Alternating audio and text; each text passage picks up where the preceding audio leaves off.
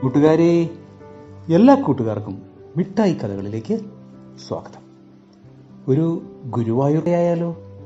കഥയുടെ പേര് ആനച്ചന്തം. രചന അനിൽ മണ്ണത്തൂർ.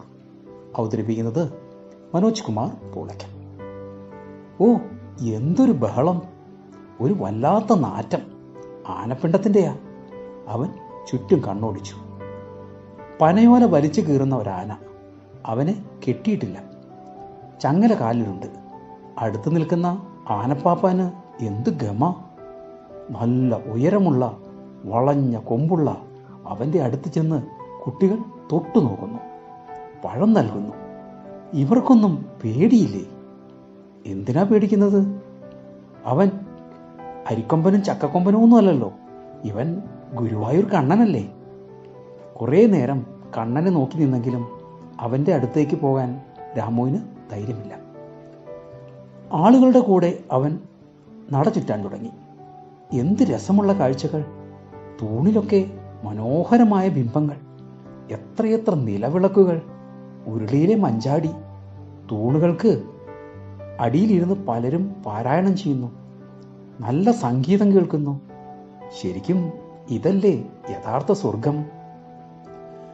രാമു ആദ്യമായാണ് ഗുരുവായൂരിൽ വരുന്നത്. കൂട്ടുകാരൊക്കെ ഗുരുവായൂരിലെയും ചോറ്റാനിക്കരയിലുമൊക്കെ കഥകൾ പറയുമ്പോൾ അവന് കൊതിയാവാറുണ്ട്. ആട്ടിൻപാല് വിറ്റ് ജീവിക്കുന്ന അവനും അമ്മയ്ക്കും എങ്ങനെയാ അതൊക്കെ സാധിക്കുക? നാട്ടിലെ കണ്ണൻ്റെ അമ്പലത്തിൽ മാത്രമേ അവൻ ഇതുവരെ പോയിട്ടുള്ളൂ. ക്ഷേത്രത്തിനുള്ളിലേക്ക് കയറാൻ നല്ല തിരക്കാണ്. മുന്നിലൂടെ ആളെ കയറ്റുന്നത് കണ്ട് അവൻ അങ്ങോട്ട് ചെന്നു. ഒരു കാവൽക്കാരൻ അവനെ പിടിച്ചു തള്ളി.